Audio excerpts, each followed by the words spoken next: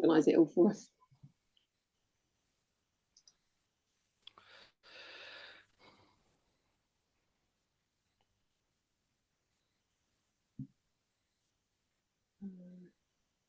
Welcome everybody. We're just waiting for everyone to join the call and then we'll get started in a minute.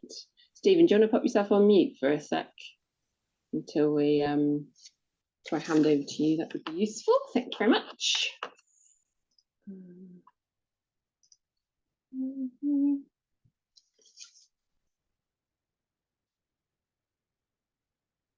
Welcome everybody as you join. I'm just going to give it a minute just to wait for, we had 110 people have signed up for the webinar today. I know not everyone can make it in person, but I'm just going to wait briefly. Please feel free to pop your cameras on. It'd be lovely to see faces looking at me rather than lots of names.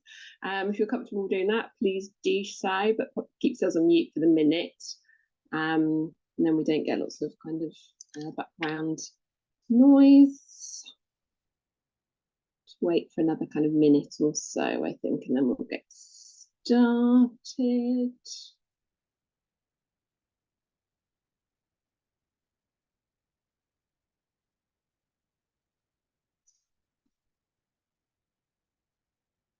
Just make sure you'll sit there and look at each other awkwardly for a minute, and then we will get started.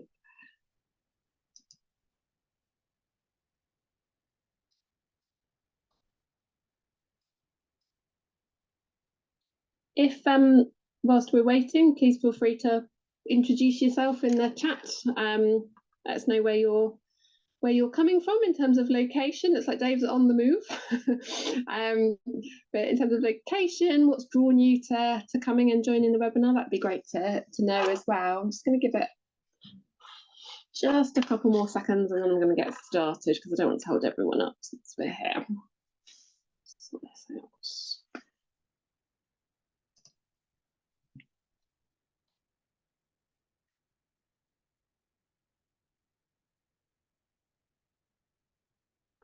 Oh, okay. Melanie, you've obviously sorted out your video issue. It's good. Brilliant. Oh, lovely sunny Edinburgh. I'm jealous. It's certainly not sunny down here. Grey and drizzly Isle of Wight. Okay, people are sort of all over the country. So fantastic. Thank you for popping on there and introducing yourselves. I think we're going to make a start because I don't want to keep everyone. I know that some people were keen to take part but couldn't make this sort of live, so we're recording it so that everyone will have that as well, and obviously you can go back to that.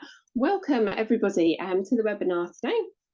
My name is Caroline Green. It's lovely to see all of you. As I was just saying a minute ago, then it's very grey and drizzly down here in Berkshire outside, but it's nice and sunny as I look at my wonderful screen full of brilliant careers professionals who completely understand, I'm sure, how important the work that we do is.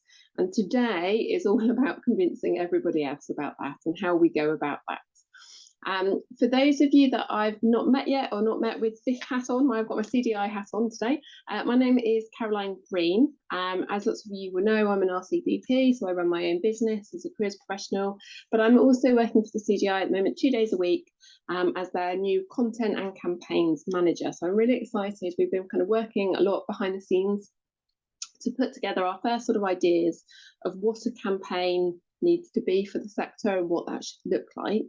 But we're really keen that we don't just sort of put it on people. We want to get your input, your insights. If there's one thing in the world that I believe in, it's about that we're stronger together. And so today is about explaining to you a bit about what is happening, you know, where we are so far in terms of the campaign, what it looks like, the different elements of it, but also very much taking some time to invite your input into that campaign. So I'm mainly going to be talking and briefing you through that. So I've got my colleague Stephen, who is here today to talk about a really important part of it, which is a bit about a research piece that we're doing, which is kind of one of the foundations of what we are basing the campaign on. So Stephen's he can explain far better than I can about the research that's going to be happening. So he'll be explaining a bit about that, and then I'll sort of follow up with a few other bits about the campaign. And then what I'm going to do is invite you all, as I say, we want your input. So I'm going to pop people into breakout rooms, and I'd really love for you to all have a discussion about how you feel about the campaign so far, any inputs, ideas you've got, sort of a few specific points that I'd like you to talk about. And then what I'll do is invite you all sort of back into the room and to give me some feedback, and we can sort of start the conversation going. As I say, this is really about, and this is one of the sort of themes for this campaign generally, is about the collaboration and how as a sector we are much stronger if we all work together and support each other with all our brilliant brainwaves and ideas that we have and things that we're doing. So without further ado, just bear with me 1 second. I shall share my screen and go through explaining a little bit more about what's involved with the campaign. I'm just going to do it like that, if that's okay, rather than doing a full share. Can everyone see that? Has that shared properly? Someone thumbs up? Yep, brilliant, fantastic. So, as I say, part of my role at the CDI is all about managing and driving forward with a new campaign. And the idea of a campaign is very much that it is not a kind of one-off activity, resource, event, or anything like that. It's about a much bigger project over a longer period of time that makes real lasting change and makes real impact within a specific area, and that there are lots of elements within that sit under that umbrella of that campaign.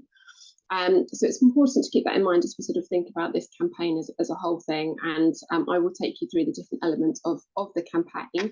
But as I'm sure you've already gathered from the webpage and from booking onto this webinar, it's all about valuing the careers profession. We know how important this profession is. We need to convince others of that importance. So we didn't just pluck this idea out of thin air. We know that within the sector we have, a lot I've talked about, and I'm a massive advocate of what a wonderful, brilliant place it is to work, but we know that there are some serious challenges within that as well. And when we sat down within the team and sort of brainstormed some of those ideas of actually what are the key sort of challenges that we are facing across the sector, we identified that they kind of fitted into sort of 3 broad categories. So the first is all about that, although our work underpins the growth of the economy across the UK and therefore can support lots of government initiatives, for example, things like the addressing the gap in skills and getting the UK future ready. Lots of people heard, this is a big topic for the government at the moment. Although the work that we do supports that and can really kind of capitalise on people's skills and so on, we're not being maximised as much as we could be. We're not being utilised. We're not being understood by the government as much as we could be, certainly in sort of some parts of the country. Secondly, we know that the careers profession is either just not visible enough or it is just misunderstood. People just don't have the right idea about what we do. And kind of linked to that is this idea of that as careers professionals, we support the life skill of career management. We don't just sit down and talk to a young person, for example, about what college course they're going to do. We don't talk to an adult about who's going through outplacement, that what's the next job. It's a much bigger, much broader thing. And if people understood that, then they would sort of have a different view of the profession as well. So we need to improve our public perception. And thirdly, we are very aware that we have got a lot of people who are leaving the sector for various different reasons. We know that from the data that we've got already. And what we don't have, we need to address some of that, but also what we don't have is that incoming talent pipeline, that new talent pipeline that's going to make our sector robust and ready for the sort of challenges that we have now, but also in the future as well. So we've identified those sort of 3 key areas. And in terms of how we've identified that, there's lots of kind of information. We know that from lots of conversations we have across the sector, but also things such as the Big Listen survey that the CDI runs. We know that people are proud of the work that they do, but feel that they are undervalued and they're not funded appropriately. We know that funding is a big issue. And also we've had sort of input from other things as well. So lots of you may well remember or have been on the webinar that myself and Claire Johnson ran last year, where we were talking about particularly that talent pipeline piece, and everyone got involved and had some great ideas about different challenges and different ways we could address those challenges. So that's all sort of gone into our thinking. And again, mentioning Claire Johnson, she's talked about in the past, I know she's sort of run webinars and met with the CDI board and things, and talked about that. Imagine if we lived in a world where everybody understood what careers professionals did. Imagine if we lived in a world where they understood the support that we could give them. Imagine if we lived in a world where we were paid appropriately for the work that we do, and so on. And that's where we want to get to with this campaign. So the campaign is all about valuing career development. So it's a campaign to recognise the value which the career development profession adds to 3 crucial key areas. So one is the value it adds to the individual, to the economy, and also society as a whole. And that's what we're basing the sort of campaign all around. Excuse me. So what does that look like in real practical terms? So as I say, this is a long-term campaign over a period of time. So the campaign will run in phases. For the longevity of it, we want to make real lasting impact. We don't want to have a kind of one-off, sort of flash in the pan activity that's great at the time and then doesn't actually make any change. We want to make real change over a long period of time with building blocks that sort of develop on each block, if you like. And it will be a combination of perhaps new activities that either the CDI are running or that others outside of the CDI are running. Now, this isn't about us trying to take over. There are lots of different grassroots campaigns and things. I would, with my own business hat on, do some of them myself. This isn't about taking those over, but it's about all being stronger together and helping under this kind of broad umbrella of this campaign. It's being able to highlight some of those wonderful things that are going on, and therefore making that kind of message stronger, all coming together to really get our voice heard. And vice versa as well, so supporting those and those other organisations or other individuals supporting the campaign as well, that signposting to each other. So as I say, there'll be sort of building blocks of how we're going to develop this campaign. So the first is obviously what we're doing now. So this is all about the sort of soft launch side of things. So this is about making the public and members aware of the campaign and inviting input and supporting others and sort of inviting input into this campaign now. And supporting others to champion on behalf of the profession. So lots of you, I'm sure, will have heard and been involved with so much more than talking about jobs. The virtual flash mob that Bella and Catherine established, ran again really successfully in the second year. So we were really happy to support that in a few different ways. So this sort of phase is all about that kind of launching, making people aware that this is our intention, this is what we want to do. Hopefully you will have seen our new web page that's all about this as well. Just starting to kind of raise awareness and sort of sharing some social media posts and things like that. So that's phase 1, if you like. Then when we've taken that input from the lovely cells, we will be looking at doing a piece of research, which, as I say, my colleague Stephen is here. He's about to talk to you a bit more about that piece of research, so I won't talk too much about that. But based on that research, we'll have our official launch in spring, where we'll really be setting out the stall of the campaign in more details, making everybody aware and doing that very kind of loudly and publicly. Like I say, we've done that sort of soft launch piece so far, but we're going to be really kind of going for it in around the sort of springtime, so kind of end of March, through to July. We're going to be doing a lot more and be a lot more vocal. We're also going to be using that research with the general public as the cornerstone, so bringing new data, insight, and reinforcing the message that career development is undervalued and why it needs to be more valued, crucially. And then that will help us sort of make that launch a bit more high profile, and we will build on that with PR, marketing, and so on. Linked to that as well, we also want to have a white paper on the research and a roundtable discussion at Parliament. Again, some of this is about finding solutions, and some of this is about PR and raising the profile. There's also a second element to this within that sort of time frame that is results days. As lots of you will know, CDI have invested in supporting people to be in the media a bit more, and supporting them with sort of how to do that.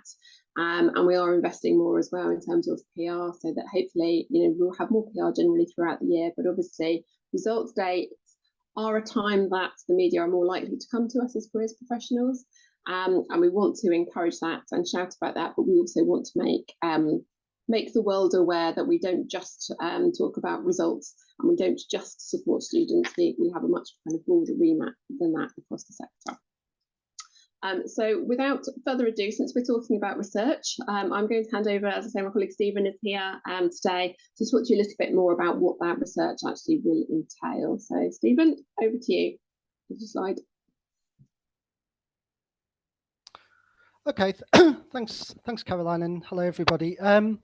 Yeah, so the research we're doing is what we kind of recognise is that, if you like, we need to make the case for the demand for career services, and also then show that that demand will have, you know, a significant impact if more people were able to access career services.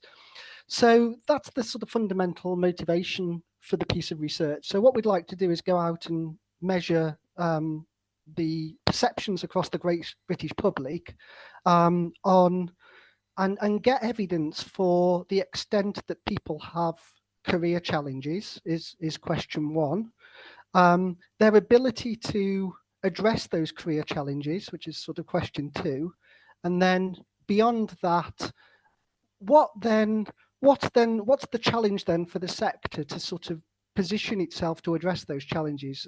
So what we mean by that is people will need to be aware of the sector, as Caroline said. People will need to understand the sector, find the services relevant, and then be motivated to engage. So really that's I suppose in a nutshell what the research is trying to do. It's giving a mixture of evidence to show the need for the sector, possibly beyond what it does now, hopefully, and also sort of flags up some of the challenges for the sector in terms of where people's thinking is at. So the motivations for the research are really to arm the profession, as I've put in this slide, to help us lobby and make the case with policymakers, decision makers, stakeholder organisations, and to also evidence the nature of the opportunity. So where does it sit in terms of the types of people across our population and in terms of the challenges they're having?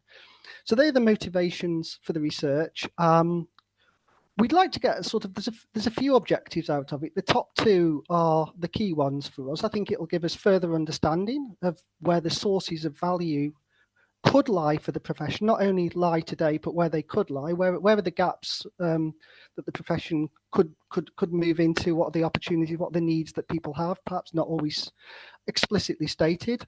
And then that will hopefully give us the evidence for this campaign that Caroline's running and the wider sector, you know, professionals across the wider sector to make the case for their own services as well.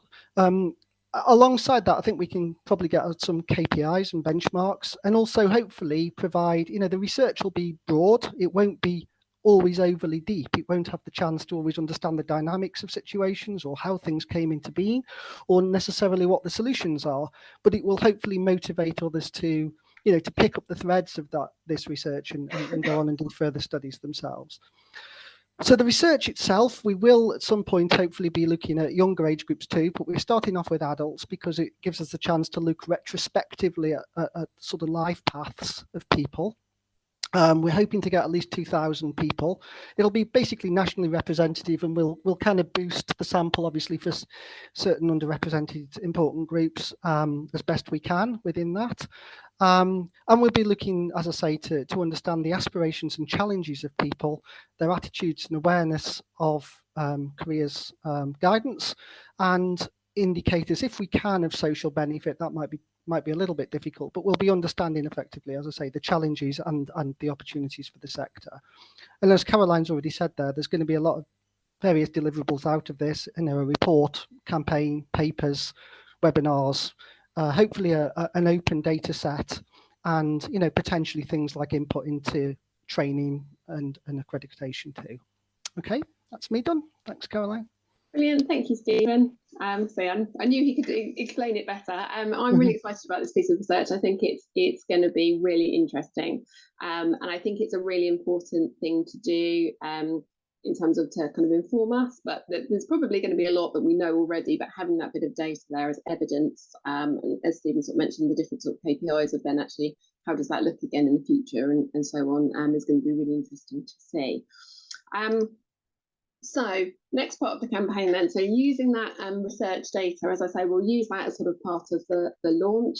So whether it gives us sort of headline statistics that we can kind of use for sort of, you know, headline grabbing sort of commentary and so on, but also using it to inform actually what we do next. And one of the things that we've discussed a lot in our team is about, we want a legacy of this campaign. This is going to be a long running campaign anyway in itself, but we also want a bit of a legacy in terms of actually providing useful content for the profession. So whether that is providing content in terms of guides that inform people, or whether it's providing content that careers professionals can use to help them make their case. So just as a sort of a few examples, we discussed within the team about the fact that, for example, you will quite often work with ministers. You may be sort of getting somewhere and then sort of understanding about sort of the careers profession and so on. And then there will be a change in government and that person has gone, or for some other reason that person has gone. What's actually really useful? And then you have to kind of start over again with the sort of next person that comes along. So what we want to do is produce some materials to support some of that work, and to make it easier for ministers. We make lots of assumptions about what people know about careers. Actually, if you're outside of the careers profession, there might be a lot of things that you don't know. So it's about supporting and providing kind of information from ministers and using that as a tool to have some of those conversations. The same could be said for things like in producing employer guides, and I'm using the term guides loosely. This could be, a document, it could be a video, it could be a podcast, or any other sort of resource to get people engaged and on board and understanding the benefits of the careers profession. Often we talk about the services that we sell, but actually what we need to be doing more is talking about the value, the benefits of that service that we sell. So it could be, for example, an employer's guide, so that sort of details a bit more on actually why you should be hiring a qualified professional, why you should be hiring someone who follows a code of ethics, why you should be paying X amount for that role, etc. So lots of different things that, again, and again, other sort of guides that professionals can use. I know that there are a lot of brilliant professionals out there who want to go out there and shout and sell, the sector and talk about the amazing work, but they kind of don't know how to do it. So it's about producing some content that will help them, enable them to kind of go and do that. So that will be kind of launching from sort of September time. We're going to be working on that beforehand. Obviously, again, as I say, the research will go into that, and data and information will go into some of those resources as well, because that data will evidence actually why our sector is so important. And then finally, the sort of latter stage, so from September onwards, is about this piece around actually how do we develop the talent pipeline? How do we get people engaged and excited? Some of this work will naturally, hopefully, help that a little bit. So raising our profile with the public, raising the understanding with the public of what we actually do, and so on, will hopefully kind of catch more people's eyes and engage them and inspire them in itself anyway. But actually, what other things can we do to help inspire and engage and bring people into the profession? So that's the sort of final stage. So you've done far too much of kind of listening at me talking at you. So I'm going to give you all the opportunity now, because as I say, so what we really want to know is your thoughts on the campaign, and what how you think we can make it even better. We're really excited about it, but how do you think we can make it even better? So in a moment, I'm going to pop you into breakout rooms, and within your groups, I'd love you to discuss, and I will pop this in the chat and do a announcement, so you've got it, so you don't need to write it down. But sort of three main things that I'd love for you to discuss in your groups. So number one is the campaign missing anything specific? We know that there's a whole million and one other things that we could run campaigns on, and in the future this may well be things that we do, but within the sort of context of what we're talking about here, is the campaign missing anything specific? Anything we need to add or even take out within the guide rails of those steps of what we're doing with this campaign? What content as careers professionals do you think would be useful? Again, either with that view of things that you think other people need to know, or things that would help you to sell the profession or help you in one way or another. And finally, we, as I've sort of said before, we are absolutely go together. Excuse me. The only way we are going to fix all these sort of challenges that we have is through collaboration. How can we encourage others to do that? So that might be about sharing their grassroots campaigns and initiatives. And just to stress again, this isn't about the CDI wanting to take those over. We don't want to kind of bring them in and run them in-house or do anything like that. We want to support them and give them a platform to sort of shout about, what they are doing. So how do we do that sort of under this same umbrella? How do we encourage others to help us raise the profile for the whole profession? I get, we've run this, certainly when Claire and I ran the webinar before, there was a lot of discussion about, well, actually, do you know what? I'm a really busy professional, I don't have time to. But actually, I think we all have a responsibility to help sort of shout about the profession, but how can we make it easier for people, and how can we encourage people to get involved? And how, so it's that thing again about how else can members and non-members get involved with this whole thing? Because, as I say, I do appreciate we're all very busy, so we want to kind of provide different options and so on. So let me just stop sharing. Is there any questions about any of that so far? If you've got questions particularly around the campaign and things, please feel free to kind of pop them in the chat. But what I'm going to do, as I say, is sort of pop you into breakout rooms to have a discussion. We're on 12:24 now, so I'm going to give you about 15-20 minutes to have a chat. If you could allocate a spokesperson who's happy to kind of share, because what I would love to do is when we come back, if you can kind of pop your thoughts in the chat, that would be really good, because I'll be saving the transcript. But also, if someone is okay with it within your group, just sort of being the person who can just sort of give us a quick summary. I'm sure we'll talk about lots of great stuff, but just give us a little bit of a quick summary about some of the things you've talked about, if that's all right. Okay. So I'm just going to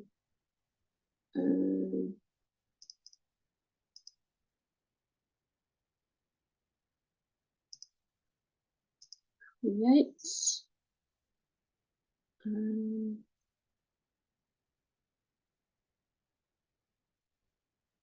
Okay, so I've just created, I've got 4 meeting rooms. So as I say, sort of about 20 minutes, but I will, I'll let you know, I'll do a little message when I'm about to drag you back in. Okay.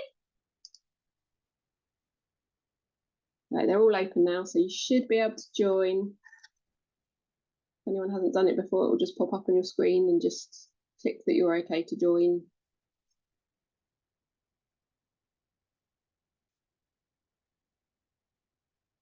I did put you in one, Stephen, but it's up to you whether you want to join or not.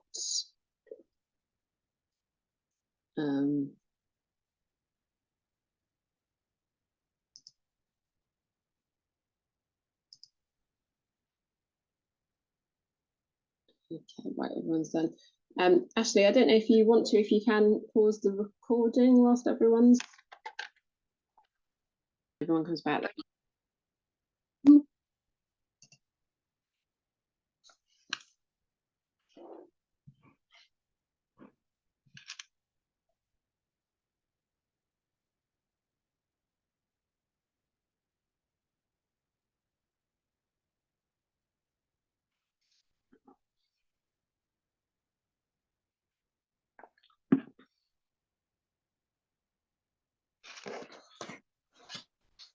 Brilliant. Welcome back, everybody. Just wait for everyone to appear. This is the bit where I get nervous, where I think people are going to have disappeared. But hopefully they will all come back.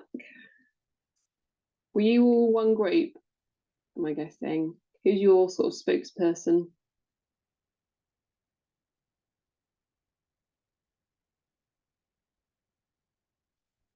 Okay. We forgot about that bit then. I'll take it. I'll pounce on one of you. Right. I think that's everybody. Welcome back. How did you get on? Was that useful? Was it interesting to have a good chat? Brilliant. Okay. So what I'd love to do is have some feedback from you. I've just been trying to go through all the messages in chat. I see there was a question about can I assume you will share the presentation? Yes, absolutely. We'll share the recording and the presentations and my slides as well. So you've got that. And like I say, you've probably seen it already, but we've got the new web page as well. So I'll make sure you've got kind of a link to that as well. It's probably how you booked. But in case you haven't seen that yet, I will share that as well, because that's got some further information, or kind of same information but written in a slightly different way. So I can share that with you all. That's no problem. Right, okay, so I want to hear your fantastic ideas, how we're going to solve the world. So in room 1, we had Alla, Emma, Julie, Lorna and Louise. did you allocate a spokesperson? And if so, can you raise your hand? Brilliant. Emma, fantastic. Hello. Emma, thanks for being the spokesperson. So can you tell me a bit then about, or let us all know a bit about kind of what you discussed, any ideas you had about those sort of points that I raised? Yes, of course. We had loads of really great ideas from everyone in the room, so thank you for that. In terms of the first thing, the main about what might be missing, and it might be something that you've already started considering. We had a lot of talk around, can we leverage and collaborate with other professional bodies where careers guidance is being developed and delivered, I should say. So we were thinking about in higher education settings, further education settings, those that lead on social mobility, widening participation, other charities. So some organisations to demonstrate that would be like the Association of Colleges, the Prince's Trust, the Social Mobility Commission. One of our members in the room found a presentation that will be delivered soon in Westminster about social mobility, and it was, can we work with them to raise actually part of social mobility is about the delivering of careers guidance. So could we be stronger together, where actually there's lots of other settings that are represented by other professional bodies where we know careers guidance is being developed? Could we work together to all benefit ourselves in that way?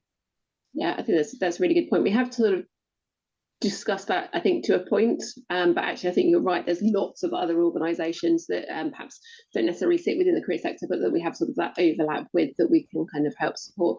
Lots of you will have seen David Morgan, our CEO, was at the House of Lords recently, talking in a similar kind of vein actually, about sort of tapping into sort of some of the other conversations, and that's particularly around sort of disability and work. But yeah, absolutely, I think that's a really good point. Thank you. If anyone has any connections in any of those organisations, feel free to share them as well. Rather than us kind of reinventing the wheel and sort of starting from scratch, that would be great. But yeah, fantastic. Thank you. Brilliant. And then and then point two, content that we might include. I think we just reiterated again about return on investment, and not only what does this mean on kind of a national picture, but what does it mean to the everyday person to benefit from increased provision in careers guidance, and can we support with making those links and those connections to understand how raising the profile of the careers development profession is going to affect them positively. I talked initially about the economy and job prospects and some of the research that's already out there around return on investment from a monetary point of view. But what we then moved on to, and various people rightly pointed out and talked about some research that's already going on in this area, including in Scotland and I think Wales and maybe Ireland, was the well-being benefits of career guidance. And actually, as we know, that's a big initiative right now. Can we piggyback off that a little bit, maybe with some of the professional bodies from the previous point, to really highlight that careers guidance plays a role in supporting individuals with their well-being?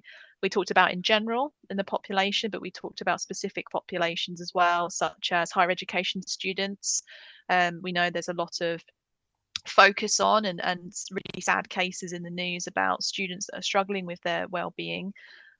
What can careers guidance do to support with that? I think there was mentions around people with dementia as well, and that careers guidance can be really helpful there. So general support with well-being, but maybe for specific populations as well. Yeah, I think that's a really crucial part, and that's sort of something that I haven't. Obviously, I didn't want to go into minute detail on my slides, because otherwise we'd be here all day. But yeah, absolutely, and that's something that we discussed at board. Actually, is absolutely well-being is such a crucial part of this, and we've got to kind of again. So the benefits of the career service linking to that. But yeah, that's a really good point. Thank you. It's good to know we're all singing off the same hymn sheet. Really good points made. And also, can we piggyback off not just initiatives but policies as well? If there are any policies being developed within well-being, can we get some inclusion in there about careers guidance being a contributing factor to well-being? And I think that's part of this work that we're talking about in terms of working with ministers more, getting them to understand the value that we can add. Obviously, we've talked about skills, but yes, you're right. There's sort of other policy areas as well that we can sort of start tapping into as well. Fabulous. Any other sort of final thoughts? Around campaigns, I think there was a desire for some kind of online community where we can keep the momentum going together. And then we also talked about the rise of AI and the challenges that may present us as a sector. but the line that came out in the meeting was something that AI can't give. That careers development is something that AI can't give. So the interpersonal support, the empathy, the taking on someone's, listening to someone's challenges, and empathizing with that and providing that reassurance and that comfort and that support, that is something that AI can't give. And can we leverage that as well? Yeah. Okay, really good point as well. Brilliant. Thank you very much to Room One. Also, can I just say, because of sort of timing, we're not necessarily going to be able to gather everything that I'm sure you have brilliant ideas. So can you also put sort of things in the chat as well, if there's any extra sort of additional detail that we haven't got time to talk about today. So Room Two, that was Alan, Alison, Amanda, Andrew, Joanna and Lindsay. Who's my spokesperson there? Or was this was the this was the group that came back first that hadn't allocated a spokesperson? Would anyone mind putting themselves forward, letting us know? For this group. Brilliant, Lindsay, fantastic. Thank you so much. So yeah, so ours was kind of quite a general discussion with hopefully kind of meeting the points.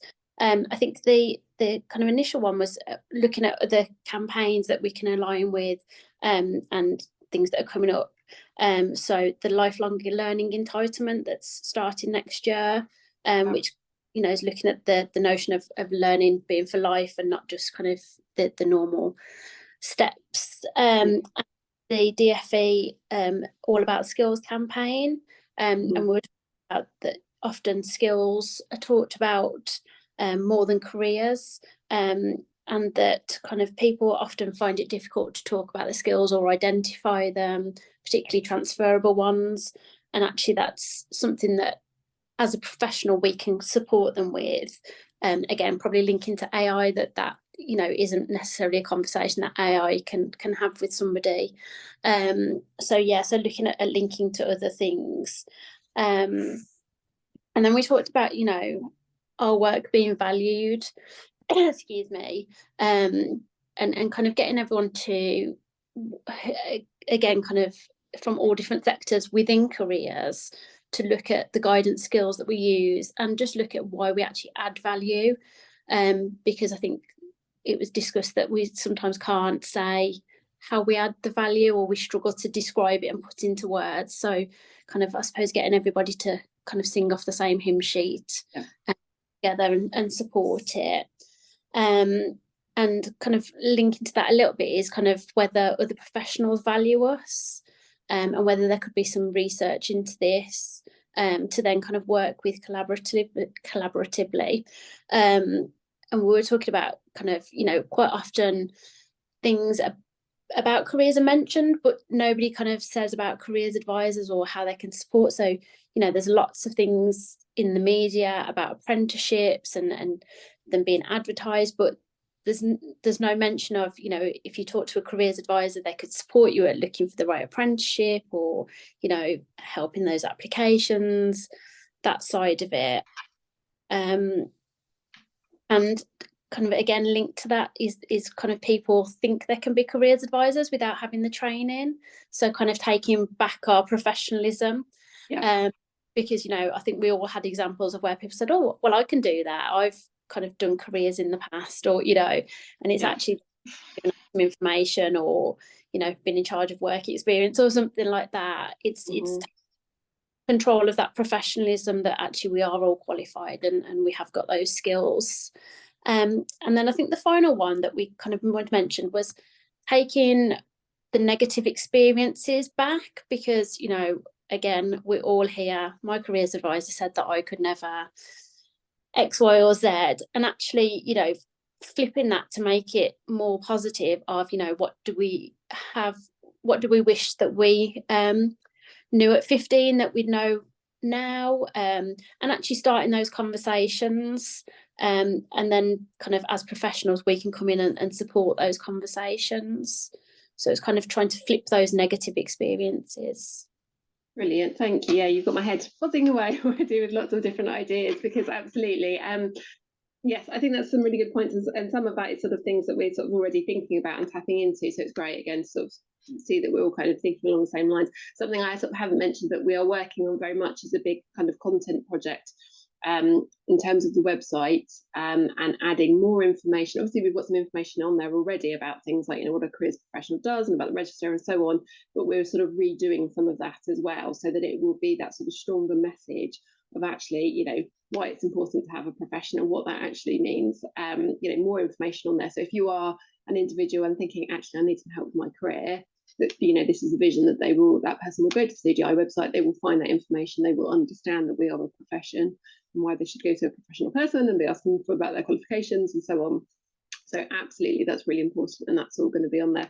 But some really good other points as well, and I like that idea about sort of taking the negative and sort of flipping it around. Something we talked about at boards as well was talking about those career impact stories and how important that they can be, as well as sort of cold hard data. Like you said, there's been a lot done in terms of the sort of economic financial side of things, about what our time is worth effectively, but those career impact stories can really sort of grab the attention of people, so we want to sort of shout about those as more. But also, this is why the piece of research that Stephen is doing is crucial, because there will be things, we'll be looking at that as well, and looking at actually what kinds of things, hopefully we'll get some data from that about actually what is going to make the difference to those individuals, what will make them kind of listen a bit more and sort of say, actually, yes, this is why I need help from a careers professional. So brilliant, thank you so much for that. So I'm conscious of time, so just quickly, room 3 with Claire, Dave, Helen, Stephanie, who wants to talk? I don't. Are you okay to jump in? So yeah, what sorts of things, just a couple of things about what you were talking about would be great. So we spoke about the visibility of careers. So we said that maybe it might be something to consider to go into primary schools, to start in like primary schools. We didn't know if this is going to take off in the way that it has, say, in secondary schools, but it's just some research, because we were saying that in their formative years, they do tend to have an idea of what potentially they could do. So if we could start early, then that will have an impact on how then they form ideas on what career is potentially what they could do. So that was brought up. And then we spoke about, like SLT, getting them on board. I think Dave said it was very much down to sometimes the head and their kind of take on what careers is and the value of careers. If they're more entrepreneurial, perhaps a bit more open-minded, perhaps they're a bit more susceptible to then hear us and receive us in the way that we want to be seen and heard. So that was also mentioned. We just said that, just collaboration in general is going to be much more powerful than us. It just feels like there's a lot of resistance going on at the moment. And if we can get SLT on board, then we think our jobs would be a lot easier. And but we also did mention that one of the, I suppose, why it's difficult in our sector is because it's not quantifiable compared to, say, a teacher that will produce the GCSE results at the end of the year, and they will go into league tables and so on. So a lot of magic happens in that room with the student, where we are able to, help them in a way that's not always measured. So that was also put to the table. Okay. That's it. Thank you. Brilliant, fantastic, nice summary. Thank you very much. Yes, I think you're right. Absolutely, often it's sort of, particularly within a school setting, it comes down to SLT, or in an adult setting, the sort of senior leaders as well, who can have a real influence. And that's why sort of part of what we're doing is looking at producing some content as well to help people have those conversations with SLT. So we'd love more input when we kind of get to that stage as well. Brilliant, thank you. And again, I'm really conscious of time, so room 4, could you, whoever your spokesperson is.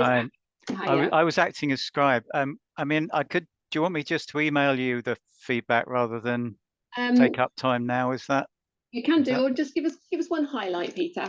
Okay, well, one thing we thought the campaign should go after is differentiating what we do, making it distinctive. So how a qualified careers advisor is different from someone who has no relevant training, how we offer a personalized service, whereas if you go to a job centre, you might see a different person every time. And we follow through how people have recollections of receiving no service or poor service at school, perhaps from a teacher rather than a careers advisor. So differentiating and making distinctive what we do as a focus for something to value. Brilliant, fantastic, thank you. Yes, and if I've seen lots of people putting things in the chat, which is fabulous. We'll be saving the transcript of that, so I definitely will have a look. And as Peter's just mentioned as well, you're all very welcome to email me. I am just popping my email very quickly into the chat as well, so please feel free to email me if you'd like to be involved further as this evolves and goes on. It is very much all hands on deck kind of campaign, so if you'd like to be involved, or if you've just got further ideas or commentary or anything like that, please do reach out. Absolutely, we need to measure of success, and we need for the campaign as well. We will be sort of putting in some KPIs as well for the campaign itself. But thank you to everybody for your input. I hope you're as interested and excited about the campaign as we are, and are keen to kind of get involved and share. Please do share with your quiz professional colleagues. I know not everybody could come along today, but if there are any sort of, as you're having conversations, you sort of think, oh, actually that'd be really useful for Caroline and the CDI to know, please do drop me an email. Any ideas? This is going to be, like I say, a sort of long-term campaign, and also thinking again about those sort of, how we involve everybody in this campaign as well is really important and really useful. But thank you everybody very much for your time. Thank you, Caroline. You're very welcome. We will share with you as well when we kind of get closer to the sort of hard launch, the proper launch, if you like. We'll be doing sort of more webinars and things like that, so we'll obviously share those with you all. But thank you very much. Have a great rest of the day, everybody. Take care. Thank you. You too. Bye. Thank you. Bye.